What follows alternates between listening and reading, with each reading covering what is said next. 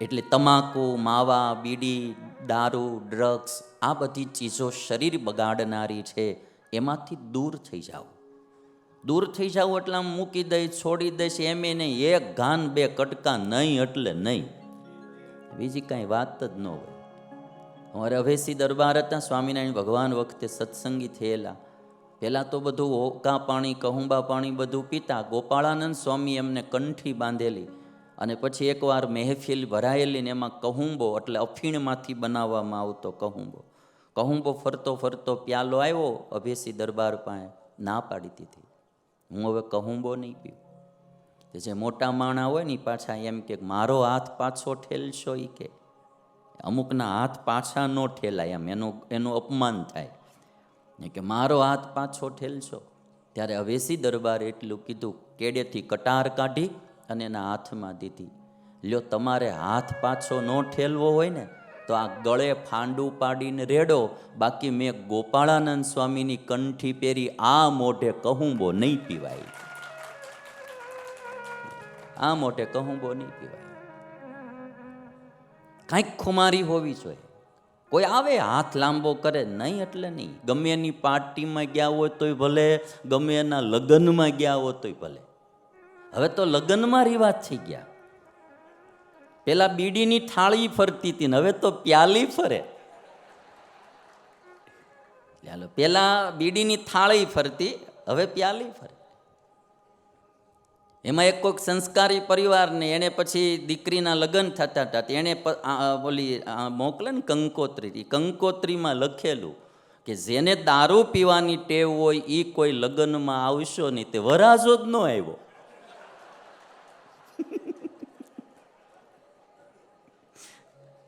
કન્યા પક્ષવાળાએ આમંત્રણ પત્રિકા છે, કંકોત્રી લખે ને એમાં એને એક ટાંક કરીને લખેલું, જેને પીવાની ટેવ હોય તો એ ન આવતા, પીવાનું અમે બંધ રાખ્યું છે એમ.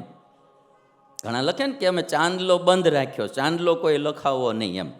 આમાં એને લખ્યું પીવાનું બંધ રાખ્યું છે, એટલે પીવાની ટેવવાળા કોઈ આવશો નહીં, વરાજો જ ન આવ્યો.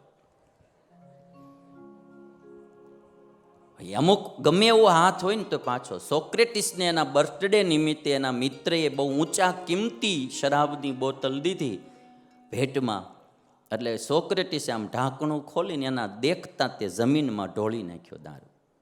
એનો મિત્ર કે હા ત્યાં શું કર્યું, કેટલો કિંમતી આ શરાબ, આ મળે નહીં કોઈને, એ મેં તને આપ્યો ને તે આમ ધૂળમાં ઢોળી નાખ્યો.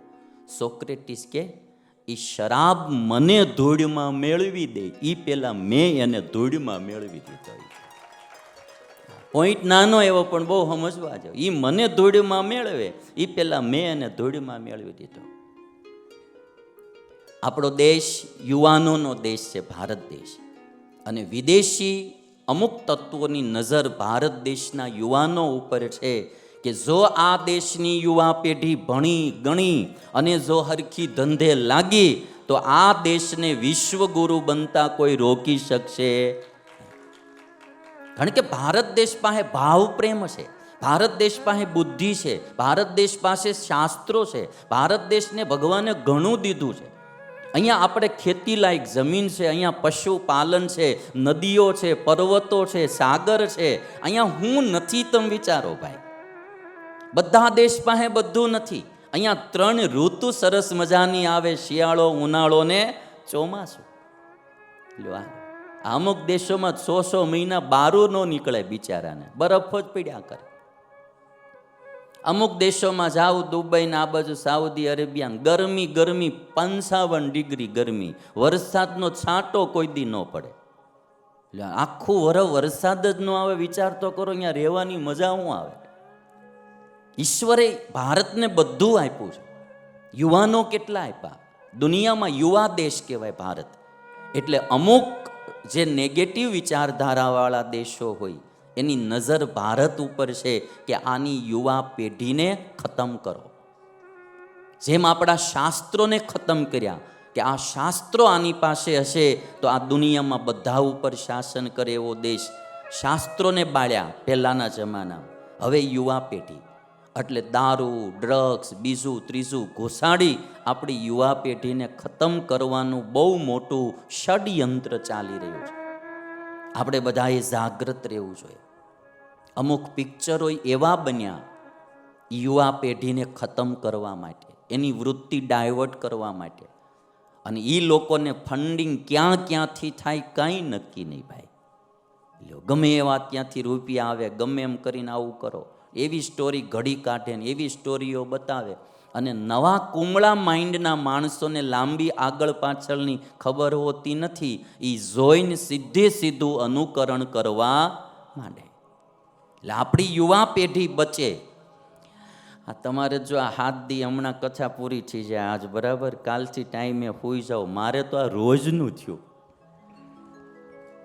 ઘણીવાર મને એમ થાય કે આ રાત ઉજાગરા આપણે હુકરવા કરવા, નહીં છોકરા પૌણાવા, નહીં કોઈના મામેરા પૂરવા, આ બધી માઠાકોટ કરવા. પણ એમ થાય કે આપણી યુવા પેઢી બચે, કોઈ સારા માર્ગે વળે, તો આ પણ હું એક પ્રકારની દેશ સેવા સમજું છું. પધારો. આપણા નાગલપુર વિસ્તારના રામજી મંદિરથી ગોપાલપુરી મહારાજને બધા પધાર્યા છે.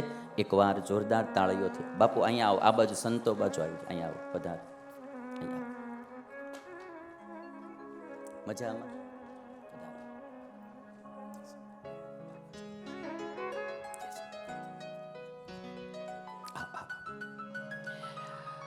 તો વાલા ભક્તો, ખાસ આપણી યુવા પેઢીને મારી આ ભલામણ એટલા માટે, આ છેલ્લો દિવસ એટલે કહું, વ્યસનો હોય તો આજ દક્ષિણામાં દાનમાં દઈને જાજો બધા ભાઈ.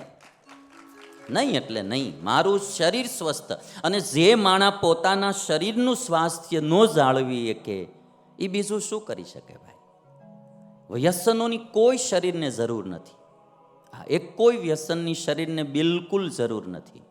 આપણું શરીર તંદુરસ્ત રહે, સ્વસ્થ રહે, એના માટે સાત્વિક આહાર રાખો, નિર્વ્યસની જીવન જીવો. કોઈ પણ વ્યક્તિ જ્યારે ભોગમાં ડૂબી જાય ત્યારે એ માણસનું પતન થતું હોય છે. ખાસ કરીને આપણે બધાએ આ બાબતમાં સાવધાની રાખવી. હનુમાનજી મહારાજ ઉપર ભરોસો રામને આવ્યો, રામે વીંટી આપી છે.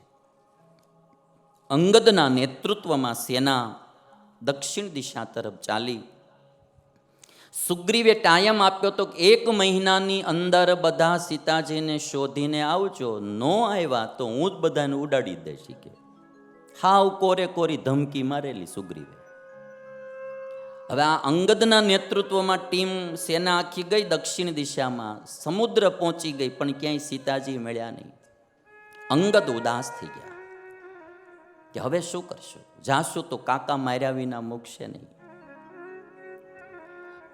બધાએ નક્કી કર્યું કે આપણે અનશન વ્રત લઈને સમુદ્ર કિનારે બેસી જઈએ અને પ્રાણ છોડી દઈએ અહીંયા ને અહીંયા. બહુ સમજવા જેવી. ઘણીવાર જીવનમાં સફળતા ન મળે એટલે માણસ નિરાશ થઈ જાય. નિરાશ થઈ જાય પછી કામ મરવાના વિચારે પણ પહોંચી જાય.